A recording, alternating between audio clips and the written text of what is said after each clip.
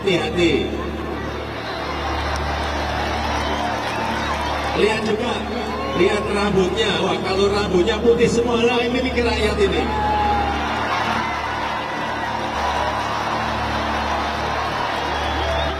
Kemudian 2 kali di pemilu presiden juga menang. Mohon maaf Pak Prabowo.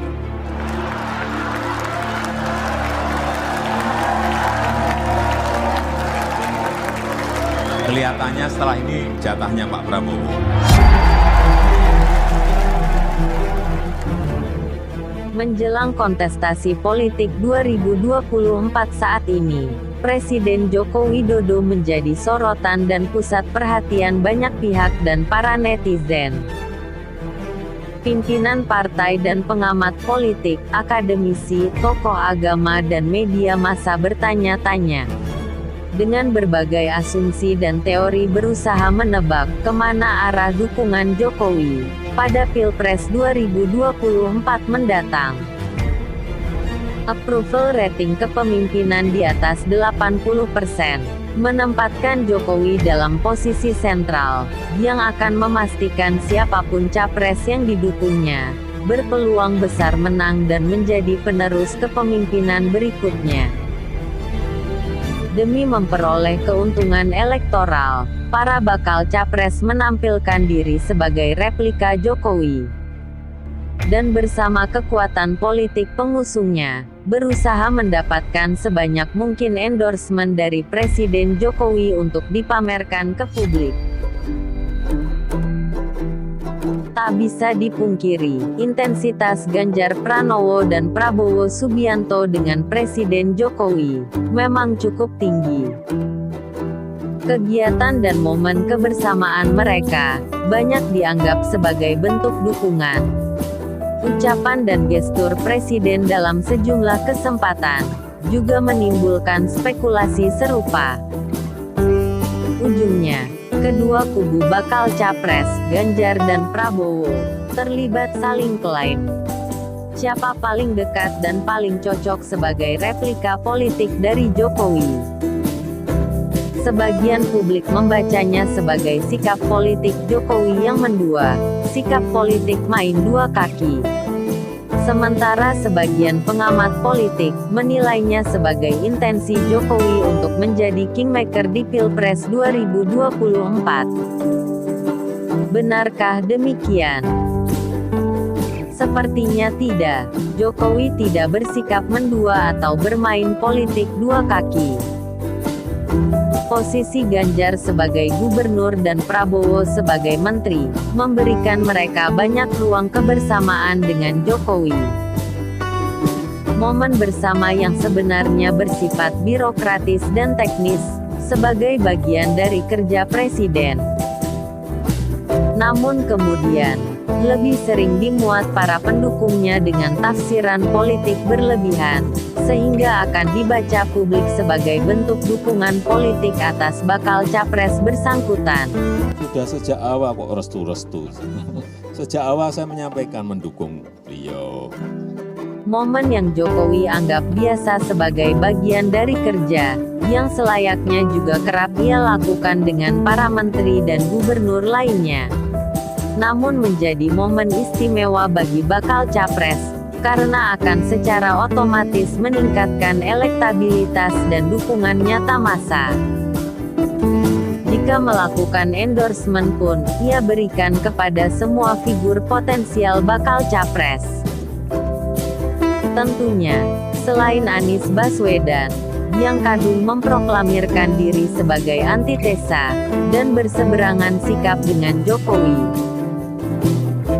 Intensi Jokowi merupakan upaya untuk memastikan proses menuju Pilpres 2024 berlangsung kondusif.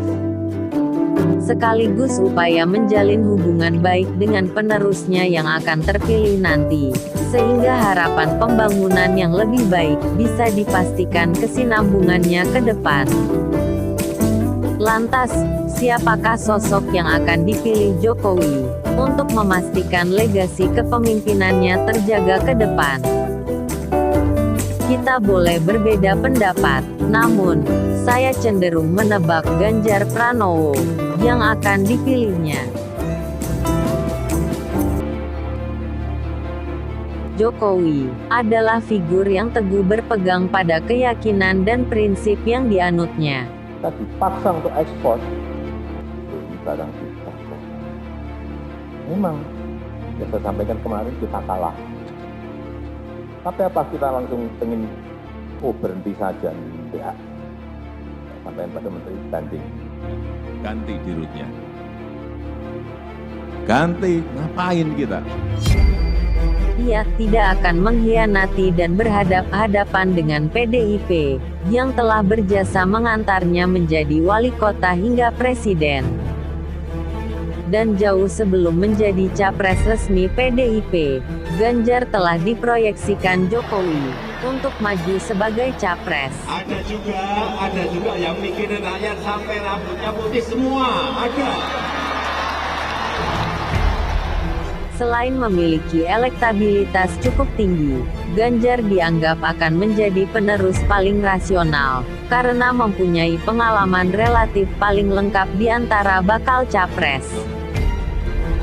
Pengalaman legislatifnya memimpin komisi terkait pemerintahan, dan pengalaman eksekutifnya memimpin daerah terbesar ketiga secara demografis akan menjadi modal yang memudahkannya dalam mengorkestrasi pemerintahan saat memimpin Indonesia ke depan.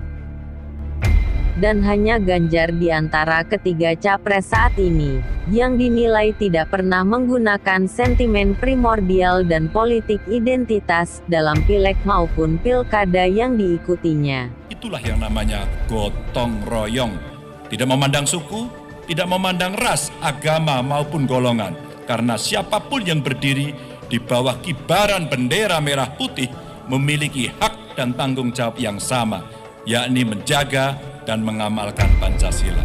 Sikapnya berbanding lurus dengan komitmen kebangsaan, yang mati-matian dirajut kembali, dijaga dan dirawat Jokowi menyusul terciptanya segregasi politik, dan tumbuhnya polarisasi masyarakat dalam Pilkada DKI 2017 dan Pilpres 2019. Satu periode kebersamaan Jokowi dengan Prabowo dalam pemerintahan tidak cukup untuk bisa begitu saja memupus karakter dan konstelasi politik lama Prabowo saat mereka saling berseteru. Bahkan, untuk menyandingkan keduanya, Ganjar dan Prabowo menjadi pasangan pun adalah opsi yang tidak mungkin terwujud. Salah satu dari mereka tidak mungkin menurunkan posisi tawarnya sebagai capres.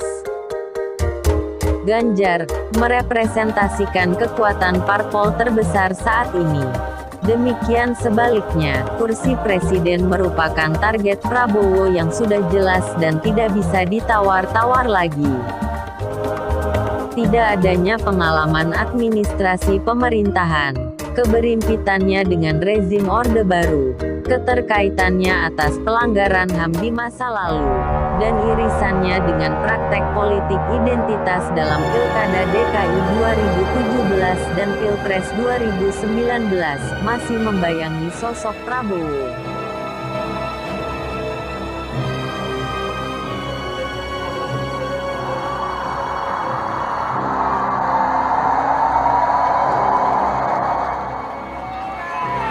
Apalagi kau bela-bela antek asing.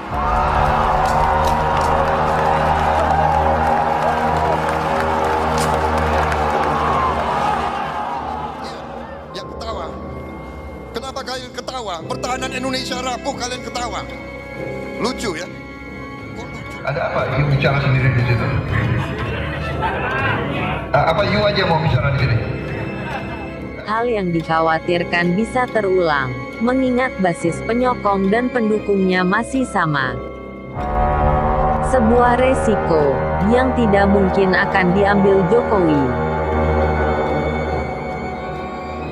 Terima kasih telah menonton video ini. Semoga bermanfaat.